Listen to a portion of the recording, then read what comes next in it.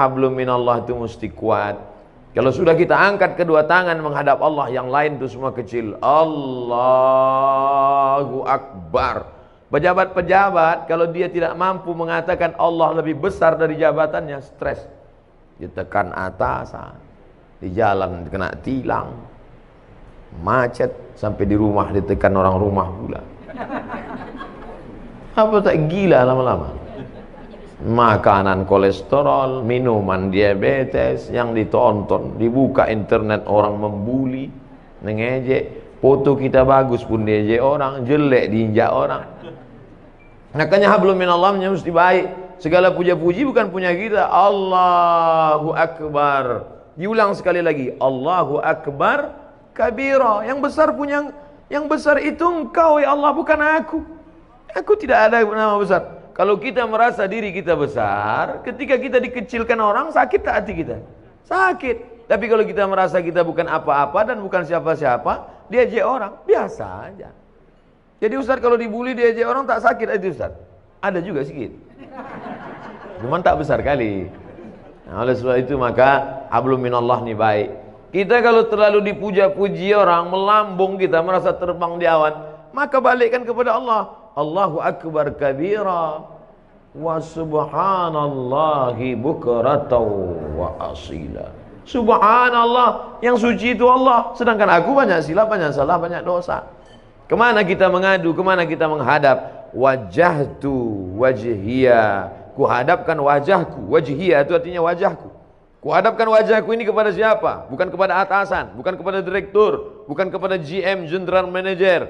Kuhadapkan wajahku kepada dia. Lilladzi fataras samawati wal ard. Langit, bintang gemintang, Venus, Merkurius, Neptunus, Mars, semua dalam genggaman kuasanya. Innama amruhu idza arada syai'an ayaqula lahu kun. Kecil bagi dia.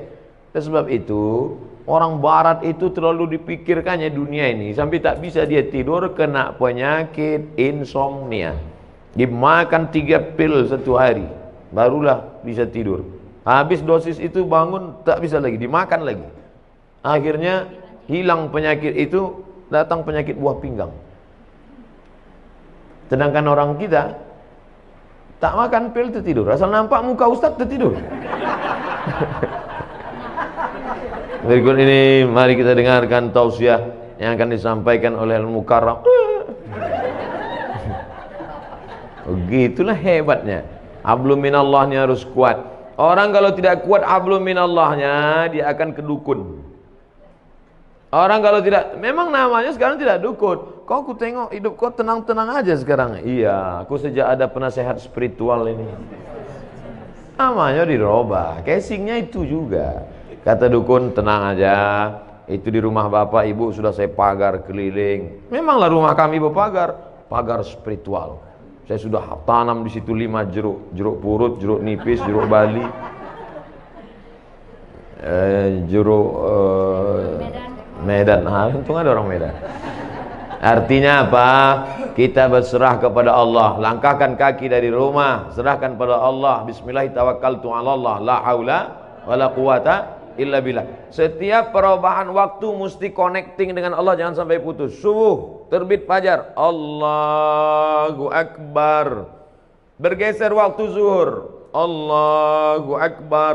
Condong matahari asar, Allahu Akbar. Tenggelam matahari, nampak merah di barat, Allahu Akbar. Hilang merah, sempurna malam, Allahu Akbar. Bangun tengah malam tahajud, Allahu Akbar. Jangan ada stasiun pergeseran waktu yang kosong dari connect dengan Allah. Sedangkan connect dengan internet aja putus, pusing kepala kita. Telepon aja kalau putus-putus nyambung, bisa kita salah paham. Abang di mana? Kata ibu. Mantan katanya. Apa gitu? Pak, kan? Apalagi putus kontak kita dengan Allah Subhanahu wa taala. Sedangkan putus pulsa saja pusing kepala kita. Ini sampai putus hubungan dengan Allah. Makanya ada 5 stasiun yang wajib, subuh, zuhur, asar, maghrib, isya, tambah 2 lagi duha dengan tahajud malam. Pagi, siang duha, malam tahajud. Jangan sampai putus kepada Allah. Serahkan semuanya kepada Allah. Di awal itu kita serahkan kepada Allah. hanifan musliman. Arti musliman, aku serahkan semuanya kepada Engkau ya Allah. Wa ma ana minal musyrikin. Sebelum salam, at-tahiyatul mubarakatus salawatut thayyibatu lillah. Punya Engkau, bukan punya aku. Assalamualaikum warahmatullahi. Assalamualaikum warahmatullahi. Makanya kalau datang susah hati, risau, gundah gulana, galau, ambil air wudhu, ajab kalah kiblat. Allah Akbar. Wasta'inu bis sabri was salah. Minta tolonglah kepada Allah dengan sabar dan sholat. Tak ada cara lain kecuali sholat. Ini orang sekarang kalau galau bukan sholat, buka HP update status. Galau. Oh, membaca komen orang makin galau. Iya, kalau semua yang komen itu kawan. Kasihan ya, doa ya, mudah-mudahan selamat ya. Ada yang malas ngasih kalimat gini aja. Ada yang ngasih senang. Ada pula kawan, mampuslah kau kata dia. Oleh sebab itu maka mengadu kepada manusia akan kecewa, berhadap kepada harta akan binasa, berharap kepada kawan hari ini kawan, besok jadi lawan, berharap kepada atasan akan sia-sia. Satu-satunya yang tak mengecewakan harapan, berharap kepada Allah Subhanahu wa taala. Ada masa-masanya hidup kita ini memang Allah hirangkan. Berharap kepada ayah, ayah sudah mati 2 bulan dalam kandungan. Berharap kepada emak, 4 tahun umur emak meninggal. Berharap kepada kakek, datuk, mbah meninggal juga. Berharap kepada paman, paman pun meninggal. Berharap kepada istri Khadijah, istri pun meninggal. Berharap kepada anak, semua anaknya meninggal kecuali satu, Fatimah. 6 bulan setelah dia meninggal. Satu pegangan namanya Abu Talib, paman. Tak berani orang mengganggu dia karena pamannya Abu Talib berdarah biru. Abu Talib, anak Abdul Muttalib, anak Hashim, anak Abdi Manaf, anak Qusay, keturunan Ismail, anak kandung Ibrahim alaihissalam. Siapa yang mengusik Muhammad, awas, pamannya orang hebat, mati, meninggal. Istri yang selama ini menghangatkan jiwanya, yang menenangkan batinnya, meninggal di tahun yang sama. Akhirnya dia pergi mengadu ke Taif. Diharapkan orang Taif ini menyambut, menenangkan. Orang Taif bukan menyambut dia dengan tola al-badru alaina. Saya disambut di rumah ini, Masya Allah, semua keluar. Toco Medan keluar, durian keluar. Cuman segan saya makannya. Ustadz pula puasa kan. Kita yang selama ini ngajak, marilah puasa, kita pula tak puasa. Ustaz, kenapa tak puasa? Musafir. Untung ada dalilnya. Jadi, oleh sebab itu tidak ada jalan lain menenangkan hidup ini kecuali hablum minallah. Pergilah kita ke rumah-rumah spiritual. Bapak pembimbing terapi spiritual, ya. Ini saya ini sedang stres nih, banyak masalah. Oke, tarik nafas panjang. Letakkan tangan di atas lutut, naikkan tangan kaki kiri ke paha kanan, tarik nafas. Tahan, tarik, tahan. Keluar dari bawah. Pejamkan mata, dengarkan suara gemerici air terjun, dengarkan suara kicau burung, hirup aromaterapi, bunga-bunga dibakarnya. Gimana perasaan? Tenang. Tenang. Gimana tenang? Tenang. Balik kacau lagi. Tidak ada jalan lain menerangkan ketenangan. Ala bizikrillah. Ketahuilah dengan banyak berzikir kepada Allah, tatmainnul qulub. Kadang hati ini bukan punya kita Bapak Ibu. Bangun pagi tiba-tiba risau saja, suntuk aja, sempit aja hati. Padahal semuanya ada. Semua ada secara materi. Tidak ada yang bisa mengusir galau, gundah gulana itu kecuali zikir. Zikirnya macam-macam. Mungkin ibu suka zikir subhanallah, mungkin alhamdulillah, mungkin Allahu akbar, mungkin astaghfirullah, mungkin Allahumma sholli ala sayyidina Muhammad, atau la ilaha illallah, terserah. Kalau Ustaz Saman apa yang paling suka? Allahumma sholli ala sayyidina Muhammad wa ala ali sayyidina Muhammad. Allahumma sholli ala sayyidina Muhammad. 40 40. 20 20 40. 1 2 3 4 5 6 7 8 9 10 11 12 13 14 15 16 17 18 19 20 20 20. Bangun pagi, Allahumma sholli ala sayyidina Muhammad. Buat target, aku tidak akan berhenti selawat sebelum 40. Datang tamu. Gimana? Jadi kita arisan nanti, Allahumma sholli ala sayyidina Muhammad. Karena kalau dipotongnya ini berhenti wirid kita, berhenti zikir kita. Inilah Pak Ustadz yang kupusingkan sekarang nih. Kata Habib ini bagus selawat. Kata Ustadz ini bagus la ilaha illallah. Kata Ustadz ini bagus subhanallah. Jadi mana yang kau amalkan? Satu pun belum. Pilihlah salah satu. Saya tidak memaksakan. Mungkin bapak yang paling bapak suka la ilaha illallah. Bagus. La ilaha illallah. La ilaha illallah. Yang berzikir itu mana? Mulut menyebut, hati mengingat, pikiran khusyuk. Saya Pak Ustadz kalau zikir buka mata terbayang saya macam-macam. Pejam mata. Saya kalau pejam tertidur, payah kali lah itu.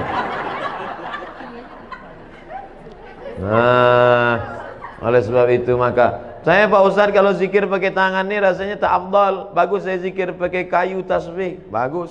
Karena rupanya batang-batang kayu itu pun bertasbih.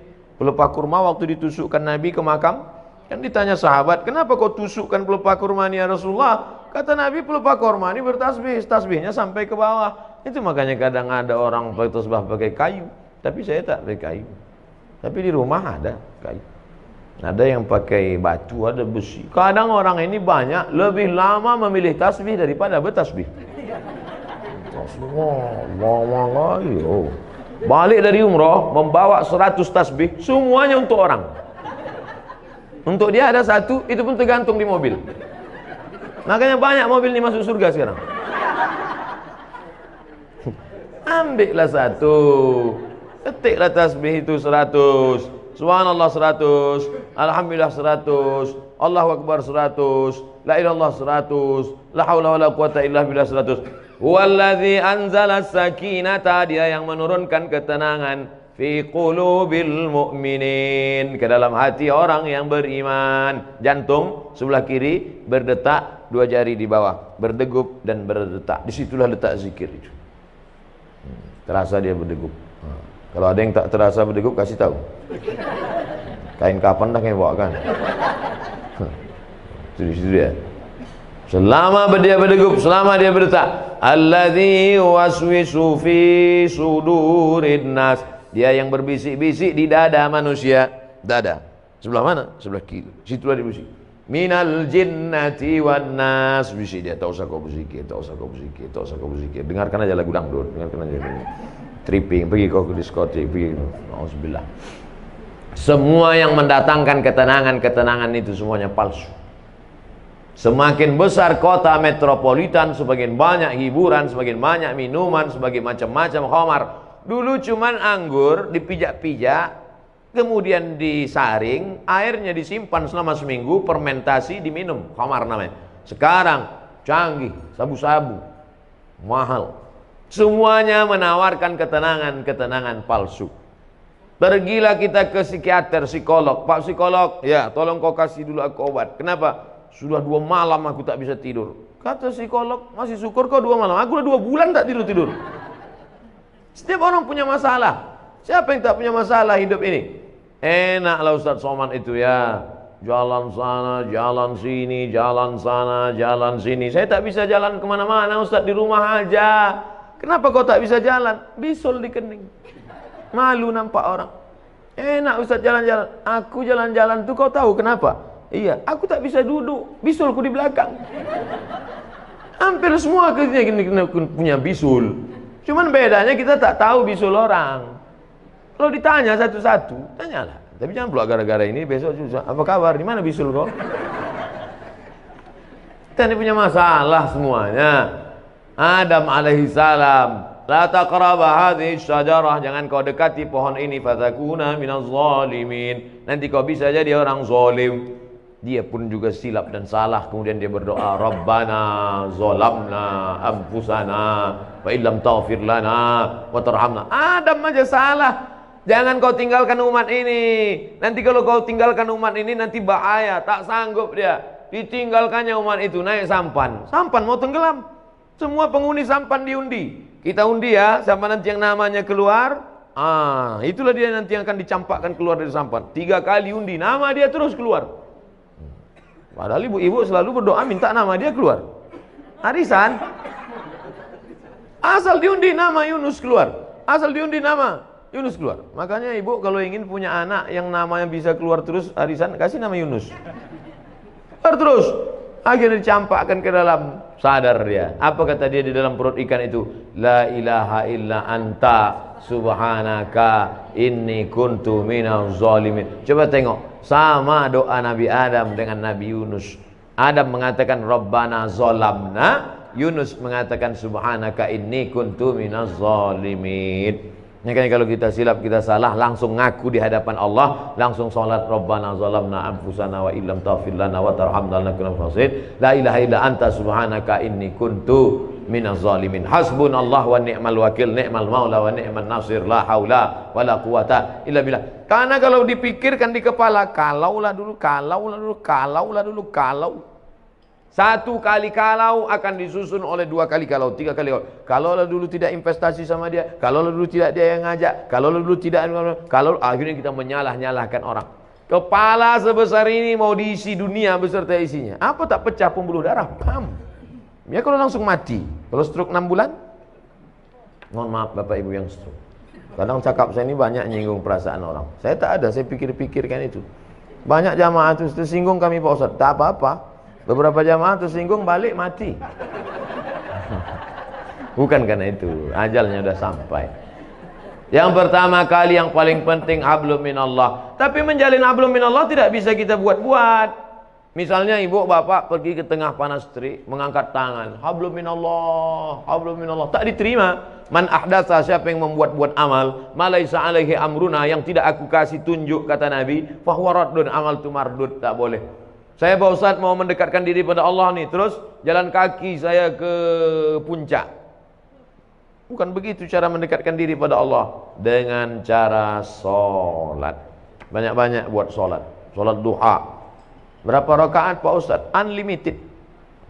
Sebanyak-banyak duha. Tapi katanya ada riwayat mengatakan 2 rakaat. Ada pula Ummu Hani mengatakan 8 rakaat. Ada riwayat Aisyah mengatakan tak ada batasan. Mana yang betul Pak Ustaz? Kalau waktu pendek 2 rakaat, banyak waktu kosong 8 rakaat. Lebih daripada itu terserah, menenangkan hati. Ayatnya Pak Ustaz terserah. Rakaat pertama qul huwallah, kedua qul huwallah lagi.